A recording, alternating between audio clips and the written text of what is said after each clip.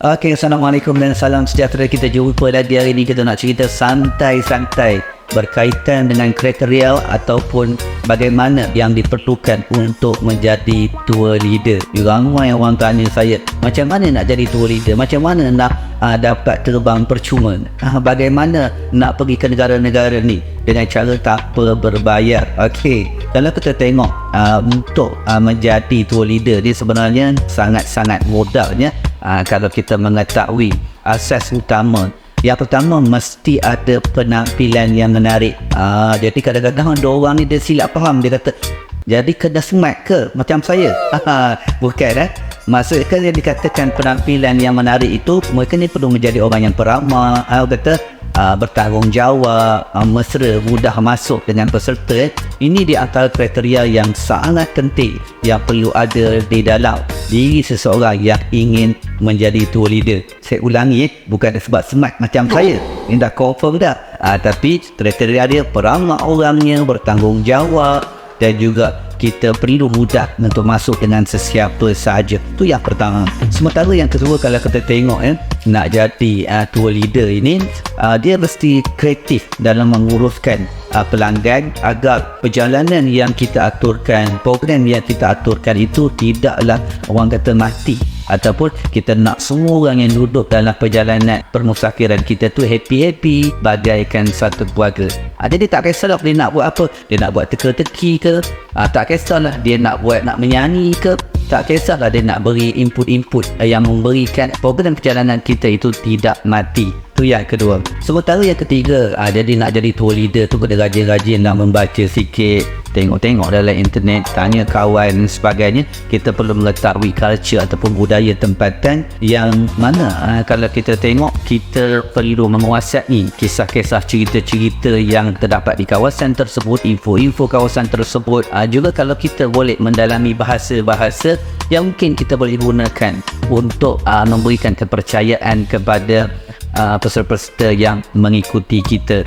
Ini yang ketiga. Kalau kita tengok yang keempat, kita juga perlu orang kata mengetahui berkaitan dengan perkembangan semasa dalam sebuah negara, begitu juga dengan budayanya, dengan ekonominya, dengan makanan penduduk setempat. Ini juga merupakan salah satu perkara penting yang perlu kita dalami untuk menguasai audiens ataupun memberikan pengaruh yang baik untuk mereka mempercayai bahawa kita ini merupakan tour leader yang berinformasi. Okey, yang kelima, kita nak ceritakan sikit. Mudah-mudahan siapa-siapa nak jadi tour leader tu, dia ni perlu jadi orang yang mudah mesra dan juga bertanggungjawab.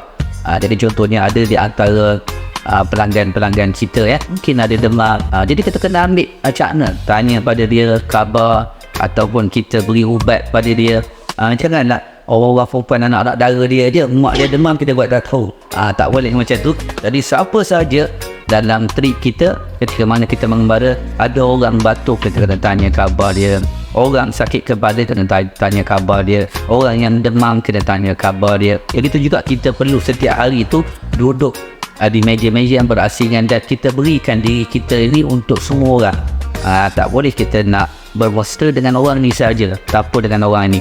Ini perkara yang sangat penting untuk kita ambil cakna. Yang keenam, kita ni perlu menjadi orang pemudah cara untuk menyelesaikan sesuatu masalah, dan kita juga perlu menjadi orang yang sentiasa dapat orang kata menyelesaikan sesuatu perkara yang berbangkit resolusi daripada masalah-masalah tersebut. Kita kena jadi orang yang kreatif lah. Contohnya mungkin bas belum sampai lagi, kita minta supaya peserta duduk dulu, contohnya di sofa, rehat-rehat santai. Jangan biarkan mereka ni betul duduk di tengah-tengah hujan contohnya, ataupun di lapangan, mungkin nanti mengganggu kesihatan mereka. Jadi inilah di antara kata perkara-perkara yang perlu kita ada panggil untuk menjadi tour leader. Okey, kalau kita tengok contoh kalau sebagai tour leader yang Muslim, mereka ni perlu sangat jaga dari segi makanan halal yang diberikan kepada peserta-peserta mereka. Begitu juga dengan waktu solat yang perlu dijaga agar tidak terlepas waktu solat yang sepatutnya dilaksanakan oleh peserta. Ini sangat-sangat penting yang perlu dijaga oleh tua leader. Kalau tua leader tak semayang tu bermasalah lah. Jadi sebagai syarikat Muslim, orang Islam, jadi tua leader itu merupakan orang yang sepatutnya menjaga kriteria ketika mana melancur, kerana perkara ini merupakan perkara yang wajib untuk kita laksanakan. Bukannya apa, contoh ya, kalau kita tengok satu hari itu satu masa saja yang perlu kita jaga, iaitu di antara Zuhur dan juga Asar. Sama ada kita nak buat takdim ataupun takhir. Jadi pada waktu ini saja waktu yang kita kena jaga untuk solat, sementara waktu malam mereka akan solat di hotel. Jadi izin untuk kita. Namun dalam waktu yang sama ramai di antara mereka yang berada di luar sana kadang-kala terlupa. Yang ke-8 kalau kita tengok kita cuba berikan pandangan juga kepada tua leader ni. Mereka ni diamanatkan oleh syarikat. Jadi kadang-kala setiap perjalanan tu mempunyai masalah yang berbeza. Mungkin pada waktu ni dia mengembara, dia menjadi tua leader, ada masalah hotel. Mungkin akan datang ada masalah dalam perjalanan, mungkin jet dan sebagainya. Mungkin kali ketiga dia melancong ataupun mengembara bawa grup, mereka akan berhadapan dengan perkara-perkara yang di luar jangkaan. Jadi mereka ini menjadi pemudah cara untuk peserta dan juga syarikat supaya menerangkan apakah yang berlaku untuk syarikat memperbaiki di masa yang akan datang. Ini satu perkara yang sangat penting sebagai tour leader. Bukan sekadar dia terbang berjalan sahaja, namun mereka memberikan satu input ataupun memberikan satu pandangan dan pendapat kepada syarikat untuk syarikat memperbaikinya. Okey, kadang-kadang lawatan tersebut mungkin itinerary-nya perlu diubah, jadi dicadangkan kepada syarikat. Okey, ini sangat baik ya, kerana ada tour leader yang sedemikian. Okey, yang ke-9, kalau kita tengok tour leader perlu menjaga nama syarikat untuk membuat yang terbaik untuk syarikat.